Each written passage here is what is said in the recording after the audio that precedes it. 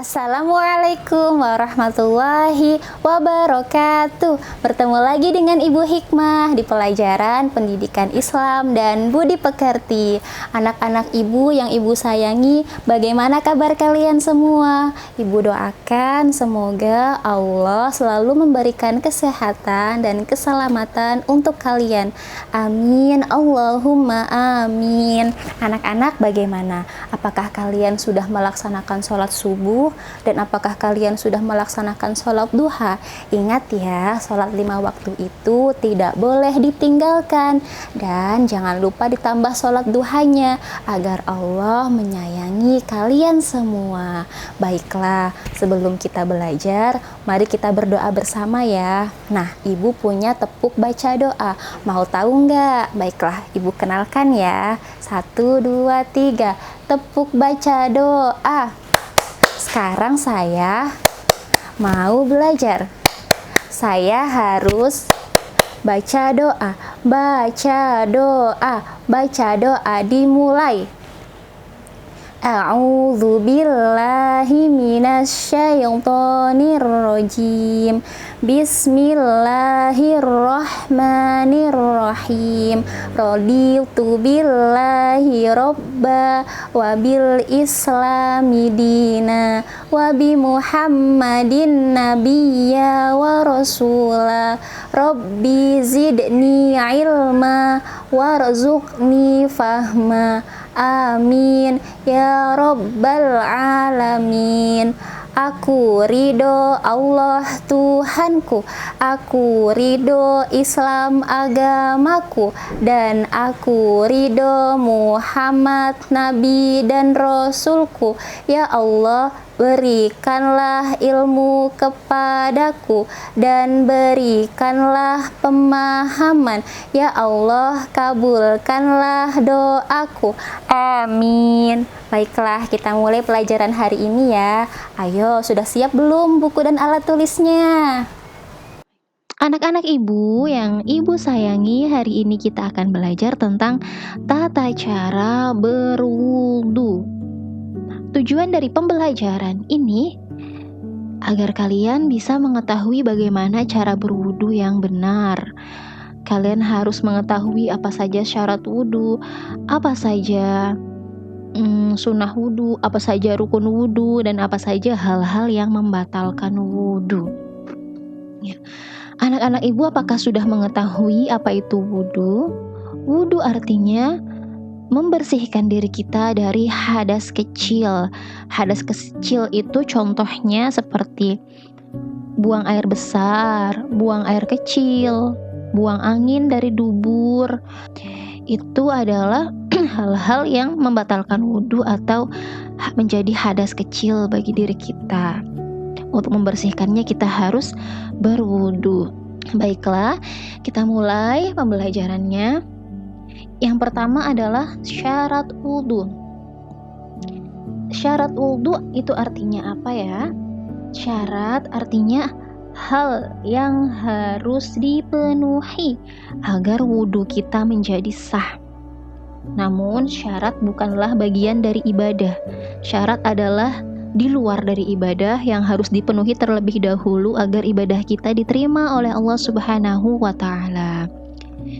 Yang pertama tentunya sebagai seorang muslim, wudhu hanya dilakukan oleh seorang muslim, maka wudhu akan menjadi sah hanya bila dilakukan oleh orang muslim, orang yang Islam. Maka kalau yang berwudhu itu orang Nasrani, orang Kristen, orang Katolik, orang Buddha, orang Hindu, wudhunya tidak diterima oleh Allah. Karena wudhu adalah ibadah bagi orang Islam. Jadi harus beragama Islam dulu agar wudhunya menjadi sah atau diterima oleh Allah. Yang kedua, bisa membedakan perbuatan yang benar dan perbuatan yang salah. Sudah bisa membedakan bahwa mencuri itu salah. Sebaliknya bersedekah, berbagi rezeki adalah perbuatan yang benar. Sudah tahu bahwa berbohong itu salah, berkata jujur itu benar.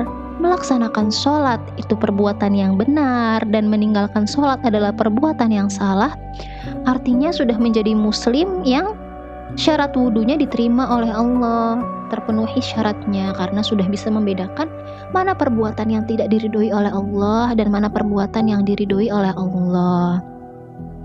Yang ketiga, tidak berhadas besar. Ya, hadas besar biasanya dialami oleh orang-orang yang sudah dewasa, sudah baligh. Contohnya kalau perempuan sudah merasakan haid atau menstruasi, maka apabila mengalami haid atau menstruasi, dia sedang berhadas besar, wudunya tidak akan menjadi sah. Agar wudunya sah, maka dia harus selesai dulu haidnya. Kemudian setelah tuntas dari haid, baru melaksanakan mandi besar. Dan setelah mandi besar, barulah syarat wudunya terpenuhi untuk berwudu. Nah, kalian anak-anak ibu masih kecil-kecil, belum merasakan hadas besar. Jadi insya Allah kalian semua sudah terpenuhi syarat wudunya, apalagi kalian sudah tahu apa itu perbedaan perbuatan yang benar dan perbuatan yang salah.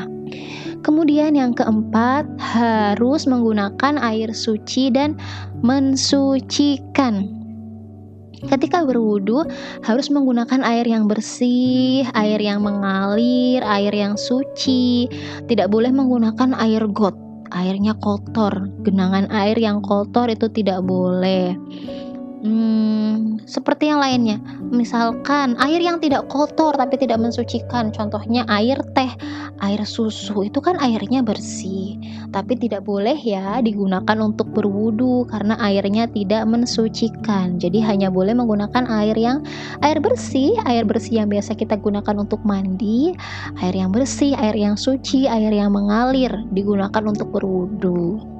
Kemudian yang kelima, air harus langsung menyentuh kulit, tidak boleh dihalangi oleh apapun. Misalkan kalian menggunakan kutek yang terbuat dari cat, itu tidak boleh, harus dihapus dulu kuteknya, baru kalian menjadi sah wudunya. Karena kutek yang terbuat dari cat akan menghalangi air menyentuh kuku kita. Atau misalkan kalian menggunakan pakaian yang terbuat dari plastik, misalkan menggunakan jas hujan, itu kan air tidak bisa tembus ke kulit, maka harus dilepas dulu jas hujannya atau pakaiannya yang terbuat dari plastik itu agar airnya tersentuh ke kulit kita. Seperti itu anak-anak. Jadi untuk bisa diterima wudunya oleh Allah, satu harus Islam, dua harus bisa membedakan perbuatan yang benar dan yang salah, tiga tidak berhadas besar, kemudian yang keempat harus menggunakan air bersih, air yang suci, dan yang kelima airnya harus menyentuh kulit secara langsung, tidak boleh dihalangi oleh apapun. Ya, yang selanjutnya adalah rukun wudu. Sama dengan syarat wudu, rukun wudu juga merupakan hal-hal yang harus dipenuhi agar wudu menjadi sah. Tidak boleh ada yang ditinggalkan. Ya, namun bedanya apa rukun wudu dengan syarat wudu? Tadi sudah Ibu jelaskan bahwa syarat wudu adalah hal-hal yang harus dilakukan terlebih dahulu, dia ada di luar ibadah. Sementara rukun wudu ada di dalam ibadah wudu itu sendiri dan tidak boleh ditinggalkan, semuanya harus dilaksanakan. Apa saja? Yang pertama, niat berwudu. Kalian sebelum berwudu wajib hukumnya berniat terlebih dahulu. Kalian tahu bahwa kalian akan melaksanakan wudu, akan membersihkan diri dari hadas kecil. Baik niat itu diucapkan secara lisan maupun diucapkan di dalam hati, tidak apa. Yang penting kalian harus berniat terlebih dahulu sebelum melaksanakan wudu. Kemudian yang kedua, harus membasuh muka. Membasuh muka juga merupakan rukun wudu yang apabila ditinggalkan maka wudunya menjadi tidak sah. Jadi ketika berwudu, hal kedua yang wajib kalian lakukan adalah membasuh muka. Kemudian yang ketiga, membasuh kedua tangan sampai kepada siku-siku. Ya, ketika berwudu kedua tangan harus dibasuh dengan air, dimulai dari tangan kanan, kemudian tangan kiri. Membasuhnya harus bersih dari jemari tangan, sela-sela kuku, sampai ke siku-siku. Tidak boleh membasuhnya hanya di telapak tangan saja, atau sampai sini saja. Tidak boleh, harus dari ujung jemari sampai ke siku-siku. Kemudian yang keempat, mengusap kepala bagian depan, diusap ubun-ubunnya dengan air. Itu juga merupakan rukun wudhu. Yang kelima adalah mengusap kaki. Jadi kakinya ini dibasuh dengan air dari ujung jemari, sela-sela jemari, sela-sela kuku sampai ke mata kaki. Pastikan kaki kalian bersih. Kemudian yang kelima, mengerjakan gerakan wudhu secara berurutan atau tertib. Tidak boleh lompat-lompat wudhunya. Wudhu kan harus urut dari membasuh jemari sambil berniat, kemudian berkumur, membasuh hidung, membasuh wajah, membasuh tangan sampai ke siku-siku, membasuh kepala, telinga, dan kaki. Semuanya harus runtut dari awal sampai ke akhir. Tidak boleh membasuh kaki dulu baru berkumur, atau membasuh muka dulu baru berniat, atau membasuh tangan dulu terus tidak perlu membasuh kepala langsung membasuh telinga. Tidak boleh, harus urut dari gerakan yang pertama sampai ke gerakan yang terakhir. Itu dia rukun-rukun wudhu yang harus dipenuhi. Nah, sunnah wudhu itu hal-hal yang kalian lakukan yang akan menambah pahala, menambah amalan, menambah nilai. Artinya jika kalian tidak melakukannya tidak apa, wudhunya tetap menjadi sah. Hanya apabila kalian lakukan maka wudhu akan menjadi lebih baik. Yang pertama, sebelum berwudhu membaca Bismillahirrahmanirrahim. Kemudian menggosok gigi, boleh dengan sikat gigi dan pasta gigi atau dengan siwak. Yang ketiga, mencuci kedua telapak tangan. Sebelum berwudu dicuci dulu telapak tangannya sampai bersih. Dan yang keempat, berkumur dan membersihkan hidung. Kemudian yang kelima, mengusap seluruh kepala dan mengusap kedua telinga.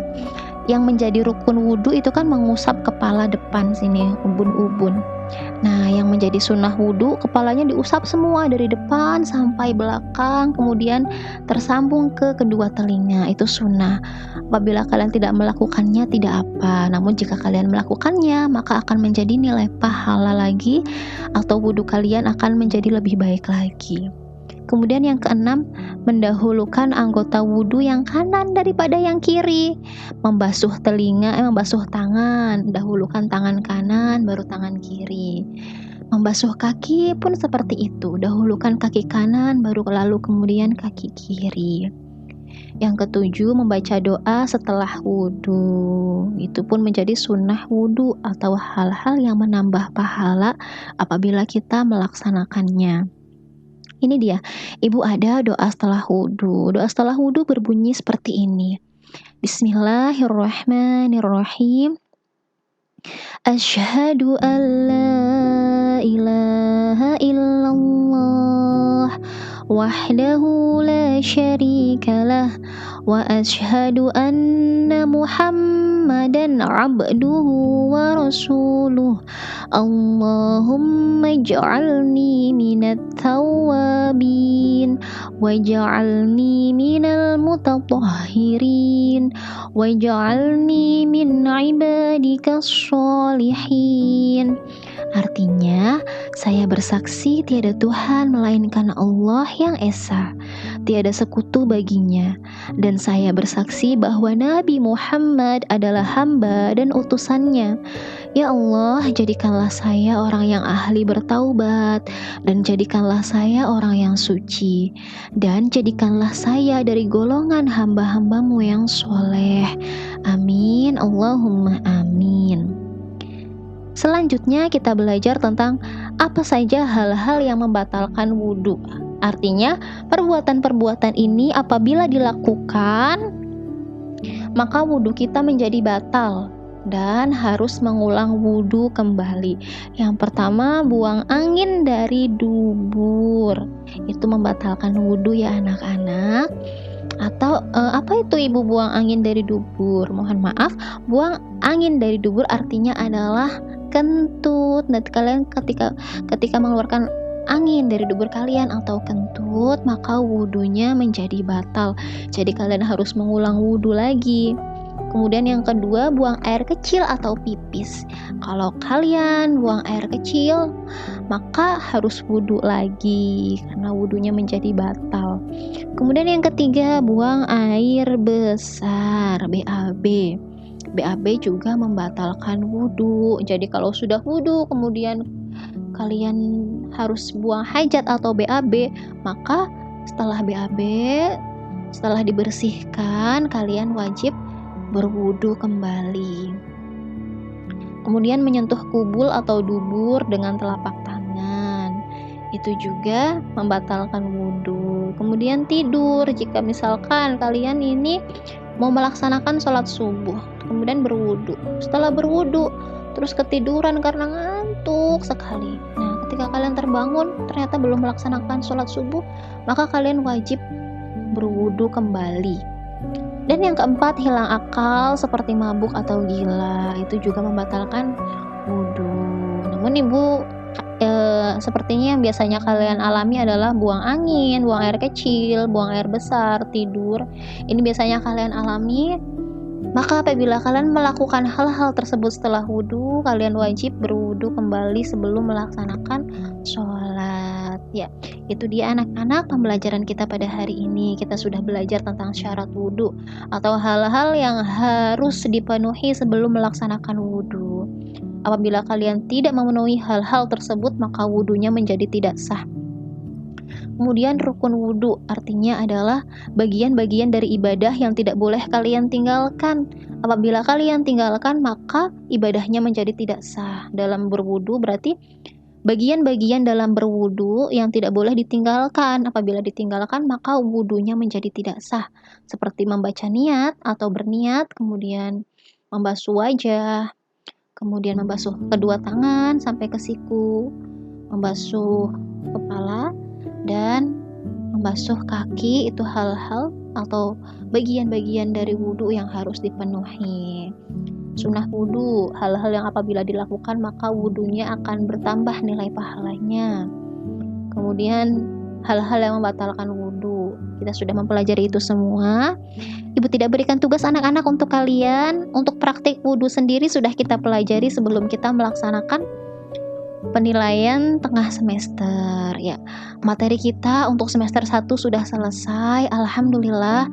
Insya Allah mulai tanggal 3 kita akan melaksanakan penilaian akhir semester. Insya Allah secepatnya juga akan ibu kirimkan beberapa kisi-kisi soal agar kalian bisa belajar di rumah sebelum melaksanakan penilaian akhir semester agama Islam. Semangat anak-anak ibu, semoga Allah berkahi ilmu kalian semua. Alhamdulillah, pelajaran hari ini sudah selesai. Ibu doakan semoga apa yang telah kita pelajari hari ini bisa tertanam di dalam pikiran, hati, dan bisa kita laksanakan dalam kehidupan sehari-hari. Nah, setelah belajar kita juga harus berdoa. Yuk, tepuk baca doa dulu. Tepuk baca doa. Sekarang saya sudah belajar. Saya harus baca doa. Baca doa. Baca doa dimulai. A'udzu billahi minasyaitonir rajim. Bismillahirrahmanirrahim. Allahumma arinal haqqa haqqa warzuqna ittiba'a wa arinal batila batila warzuqna ijtinaba. Ya Allah, tunjukkanlah yang benar itu benar untuk kami laksanakan, dan tunjukkanlah yang salah itu salah untuk kami jauhi. Amin. Sampai bertemu dengan Ibu Hikmah di pelajaran berikutnya. Wassalamualaikum warahmatullahi wabarakatuh.